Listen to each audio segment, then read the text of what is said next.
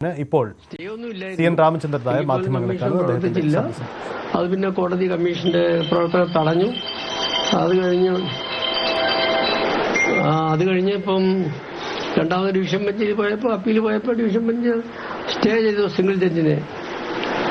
അന്ന് സർക്കാർ പറഞ്ഞിരുന്നത് ഈ നിയമവിഷയവുമായി ബന്ധപ്പെട്ട് കമ്മീഷന് പ്രത്യേകിച്ചൊരു അധികാരമില്ല, അത് പഠിക്കാൻ വേണ്ടിയിട്ട് ഏൽപ്പിച്ചിരിക്കുന്നത് മാത്രമാണ് കമ്മീഷൻ എന്നായിരിക്കും. അതനുസരിച്ച് അല്ല, കമ്മീഷനെ സംബന്ധിച്ചോളം പറയുന്നത് കമ്മീഷൻ സർക്കാരിന് തന്നിട്ടുള്ള ഒരു ടേംസ് ഓഫ് റെഫറൻസ് ഉണ്ട്. അതിന്റെ പരിധിക്കുള്ളിൽ വെച്ച് മാത്രമേ കമ്മീഷൻ പ്രവർത്തിക്കാൻ ഒക്കുള്ളൂ. തീരുമാനങ്ങളൊക്കെ എടുക്കേണ്ട കോടതികളാണ്. അഡ്ജുഡിക്കേഷൻ പവർ എല്ലാം ട്രൈബ്യൂണലിന് കോടതിക്കുമാണ്. പിന്നെ ഇപ്പം ട്രൈബ്യൂണലിൽ കിടക്കുകയാണ് ഇതിന്റെ കേസ്. അതായത് ഫറൂഖ് കോളേജ് കൊടുത്ത കേസുകൾ വഖഫ് ട്രൈബ്യൂണലിൽ കിടക്കുകയാണ്. അതുകൊണ്ടാണ് ഈ ഹൈക്കോടതിയിൽ അവർ കേസ് പോയതൊക്കെ. ഹൈക്കോടതി സിംഗിൾ ബെഞ്ചിനെ ഡിവിഷൻ ബെഞ്ച് സ്റ്റേ ചെയ്തു. കമ്മീഷൻ മുമ്പോട്ട് പോകാമെന്ന് പറഞ്ഞു. നിയമ ഭേദഗതി വന്നൊരു പശ്ചാത്തലമുണ്ട് ഈ വഖഫ് നിയമവുമായി ബന്ധപ്പെട്ട്. അതല്ലെങ്കിൽ കമ്മീഷന്റെ പ്രവർത്തനത്തെ ഏത് രീതിയിലായിരിക്കും ബാധിക്കും? നിയമ ഭേദഗതി ഏത് രീതിയിൽ ഈ വഖഫ് പ്രശ്നത്തിന് ബാധകമാകുമെന്നുള്ള തീരുമാനിക്കേണ്ടത് വഖഫ് ട്രൈബ്യൂണലും കോടതികളുമാണ്, വാസ്തവത്തിൽ കമ്മീഷനല്ല.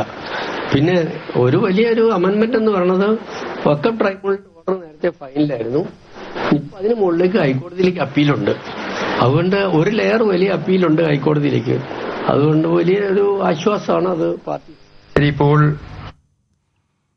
CN രാമചന്ദ്രൻ നായരാണ് മാധ്യമങ്ങളെ കണ്ടത്. അദ്ദേഹം നേരത്തെ തന്നെ ഇത് സംബന്ധിച്ച പ്രതികരണങ്ങൾ നടത്തിയിരുന്ന മുമ്പ് തന്നെ. എന്തായാലും ഇപ്പോൾ അദ്ദേഹത്തിൻ്റെ ബഞ്ച്, അദ്ദേഹത്തിൻ്റെ കമ്മീഷൻ, അദ്ദേഹം അധ്യക്ഷനായ കമ്മീഷൻ അത് സാധുവാണ് എന്നത് ഹൈക്കോടതി വീണ്ടും പറയുകയാണ്. സ്വാഭാവികമായും തുടർ പ്രവർത്തനങ്ങളുമായി മുന്നോട്ട് പോകും. സർക്കാരിൻ്റെ ഉത്തരവനുസരിച്ച്, സർക്കാരാണ് തന്നെ നിശ്ചയിച്ചത്, അതനുസരിച്ചുള്ള പ്രവർത്തനം ഉണ്ടാകുമെന്ന് തന്നെയാണ് CN രാമചന്ദ്രൻ നായരും വ്യക്തമാക്കുന്നത്. ആജ്ഞ രവീന്ദ്രൻ ചേരുന്നുണ്ട്. ആജ്ഞ, മുനമ്പം വിഷയം കത്തി നിൽക്കുന്ന സമയമാണ്. ഇതിനിടയിലാണ് വഖഫ് ബില്ല് പാസ്സായി. നമ്മൾ ഇന്ന് അവിടെ നിയമ പോരാട്ടങ്ങൾ അടക്കമുള്ള വിഷയങ്ങൾ, തുടർ നീക്കങ്ങൾ കാണുകയാണ്. ഇതിനിടയിലാണ് എന്തായാലും സർക്കാർ നിയോഗിച്ച കമ്മീഷന് തുടരാം എന്നൊരു തീരുമാനം ഹൈക്കോടതിയിൽ നിന്നും ഉണ്ടാകുന്നത്.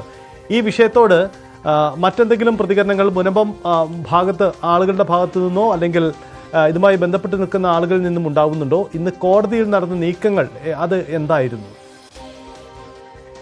സജിത്ത്, പ്രധാനമായും ഹൈക്കോടതിയുടെ നിർദ്ദേശത്തോടു കൂടി മാത്രമേ മുനമ്പത്ത് തുടർന്നുള്ള കാര്യങ്ങൾ ഉണ്ടാവുകയുള്ളൂ എന്ന് ഉറപ്പ് സർക്കാർ നേരത്തെ തന്നെ ഈ അപ്പീൽ പരിഗണിക്കുന്ന സാഹചര്യത്തിൽ നൽകിയിരുന്ന ആ ഉറപ്പ് കൂടി പരിഗണിച്ചിട്ടാണ് മുനമ്പം കമ്മീഷൻ, ജുഡീഷ്യൽ കമ്മീഷന് മുനമ്പത്ത് തുടരാമെന്നുള്ള ഉത്തരവ് ഹൈക്കോടതി, ഇടക്കാല ഉത്തരവ് ഹൈക്കോടതിയുടെ ഭാഗത്തു നിന്നും ഉണ്ടാകുന്നത്. നേരത്തെ തന്നെ ഫെബ്രുവരി 28 ഈ ജുഡീഷ്യൽ കമ്മീഷന്റെ കാലാവധി സമയപരിധി കഴിഞ്ഞിരുന്നതാണ്. അതേസമയം ആ സമയത്ത് അതുമായുള്ള വസ്തുത പഠന റിപ്പോർട്ട് പൂർത്തിയാകാത്തതിനാൽ തുടർന്നാണ് മെയ് 27 വരെ കാലാവധി നീട്ടി സർക്കാർ പ്രഖ്യാപിക്കുന്ന സാഹചര്യമുണ്ടായത്.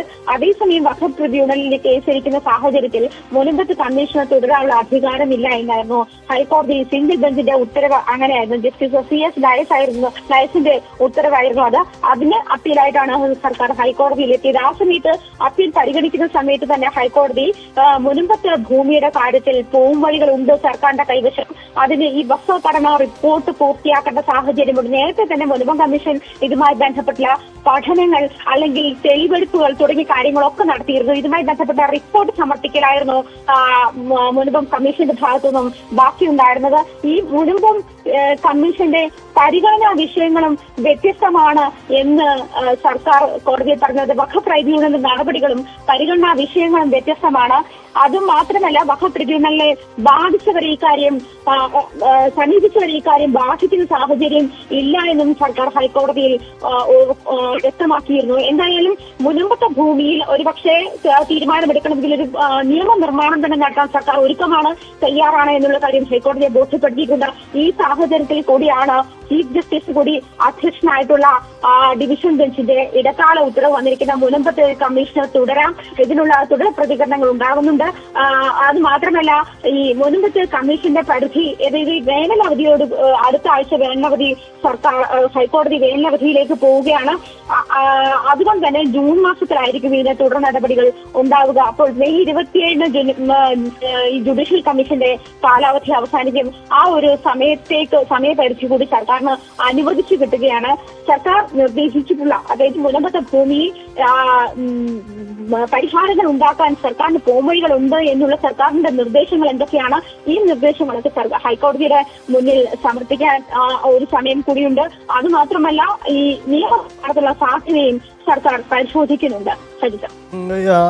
ഈ CN രാമചന്ദ്രൻ നായർ കമ്മീഷൻ കോടതി സിംഗിൾ ബെഞ്ച് ഉത്തരവോടുകൂടി അത് മരവിക്കപ്പെട്ടിരുന്നു. എന്തായാലും ഇത് വീണ്ടും പുനഃസ്ഥാപിക്കപ്പെടുമ്പോൾ ഇനി കമ്മീഷന്റെ തുടർ നീക്കങ്ങൾ എന്തൊക്കെയാവും? അത് സംബന്ധിച്ചൊരു പദ്ധതി ഉണ്ടോ അവർക്ക്? സജിത്, ഇതുമായി ബന്ധപ്പെട്ട ഇവര് മുനമ്പത്തെ സമരസമിതിയും അല്ലെങ്കിൽ മുനമ്പത്ത് ഈ ഭൂമി പ്രശ്നം നേരിടുന്ന ആളുകളുമായിട്ട് ജുഡീഷ്യൽ കമ്മീഷൻ നേരിട്ടും അതുപോലെ തന്നെ അദ്ദേഹത്തിന്റെ ഓഫീസിലേക്ക് വിളിച്ച ഹിയറിംഗ് ആയിട്ടും കേട്ടിരുന്നു. മുനമ്പത്ത് ഈ തർക്കഭൂമിയിലൊക്കെ ജുഡീഷ്യൽ കമ്മീഷൻ സന്ദർശനം നടത്തിയിരുന്നു. ഇത്തരത്തിലുള്ള ഏതൊക്കെ ഏരിയ വരെയാണ് ഈ ഫറൂഖ് കോളേജ് മുനമ്പത്തെ ആളുകൾക്ക് എഴുതി കൊടുത്തിട്ടുള്ളത്, ഏതൊക്കെ ഭാഗമാണ് കടലെടുത്തിട്ടുള്ളത് തുടങ്ങിയ കാര്യങ്ങളിലൊക്കെ വ്യക്തമായ ഒരു ധാരണ തന്നെ മുനമ്പത്ത് കമ്മീഷൻ ഹാജരായിരുന്ന സമയത്ത് ആളുകൾ അതുമായി ബന്ധപ്പെട്ട് കമ്മീഷനെ ബോധ്യപ്പെടുത്തിയിരുന്ന സാഹചര്യമുണ്ട്. അതും ഇത് ഈ പല ഭാഗങ്ങളും, ചില ഭാഗങ്ങൾ കരഭൂമിയാണോ, ചിലത് കടലെടുത്ത് പോയിട്ടുണ്ട്, മറ്റു ചിലത് അത്തരത്തിൽ എക്കൽ മണ്ണുകൾ, അങ്ങനെ ഭൂമി തരം തിരിച്ചു തന്നെയാണ്. അത്തരത്തിൽ ഭൂമി തരം തിരിച്ചു തന്നെ റിപ്പോർട്ട് തയ്യാറാക്കാൻ, സർവേ തയ്യാറാക്കുന്ന സബ് കളക്ടറോട് മുനമ്പത്ത് ജുഡീഷ്യൽ കമ്മീഷൻ ആവശ്യപ്പെടുന്ന സാഹചര്യമുണ്ട്. അങ്ങനെ ഇതുമായി ബന്ധപ്പെട്ട ഓരോ തരത്തിലും ക്രോഡീകരിച്ച ശേഷം റിപ്പോർട്ട് സമർപ്പിക്കുന്നതിന്റെ അന്തിമഘട്ടത്തിൽ തന്നെയായിരുന്നു കമ്മീഷൻ എന്നാണ് മനസ്സിലാക്കാൻ കഴിയുന്നത്. പിന്നീട് ഈ ഭൂമിയിൽ ഇനി മുൻപത്തെ തർക്കഭൂമിയിൽ സർക്കാരിന് ചെയ്യാൻ കഴിയുന്ന സാധ്യതകൾ എന്തൊക്കെയാണ്, ഈ തർക്കം അവസാനിപ്പിക്കാൻ സർക്കാരിന് ചെയ്യുന്ന സാധ്യതകൾ എന്തൊക്കെയാണ്, ഇതൊക്കെ പരിശോധിക്കലാണ് ഇനി കമ്മീഷന് ബാക്കിയുണ്ടായിരുന്നത് എന്നാണ് സർക്കാർ ഹൈക്കോടതിയെ ബോധ്യപ്പെടുത്തിയത്. ആ ഒരു സാഹചര്യത്തിൽ, അതായത് വസ്തുഘടന റിപ്പോർട്ട് രേഖ സർക്കാരിന്റെ കയ്യിൽ കിട്ടിയിട്ടില്ല. അത് ഏത് തരത്തിലേക്ക് മുന്നോട്ട് നീങ്ങണമെന്നുള്ള ഒരു കാര്യത്തിൽ വ്യക്തത ഉണ്ടാവണം. കമ്മീഷൻ, ജുഡീഷ്യൽ കമ്മീഷൻ ഈ കാര്യത്തിൽ വസ്തുതാ പഠന റിപ്പോർട്ട് സർക്കാരിന് സമർപ്പിക്കണം. അതാണ് ഇനി ബാക്കിയുള്ളത്. അത് കിട്ടിയ ശേഷം കൃത്യമായി ഹൈക്കോടതിയുടെ നിർദ്ദേശം, അതായത് ജുഡീഷ്യൽ കമ്മീഷൻ വയ്ക്കുന്ന നിർദ്ദേശങ്ങൾക്കുപരി അത് ഹൈക്കോടതി ഏത് തരത്തിൽ നിർദ്ദേശിക്കുന്നു ആ തരത്തിൽ മൂവ് ചെയ്യാൻ സർക്കാർ തയ്യാറാണ് എന്ന് തന്നെയാണ് കോടതിയെ അറിയിച്ചിട്ടുള്ളത്. സതി, യെസ്, അതാണ് സാഹചര്യം. ഇതിനിടയിൽ സുപ്രീം കോടതിയിൽ നിന്നുള്ള ഒരു അപ്ഡേറ്റ് കൂടി നമുക്ക് വരുന്നുണ്ട്. നാം നേരത്തെ സൂചിപ്പിച്ചതുപോലെ കപിൽ സിബലാണ് മുസ്ലിം ലീഗിന് വേണ്ടി ഈ വഖഫ് ബില്ലിനെ ചോദ്യം ചെയ്തുകൊണ്ട് സുപ്രീം കോടതിയിൽ ഹാജരാകുന്നത്. അദ്ദേഹം നൽകിയ ഹർജി ഉച്ചയ്ക്ക് ശേഷം പരിഗണിക്കും എന്ന ഒരു വാർത്ത കൂടി വരുന്നുണ്ട്. എന്താ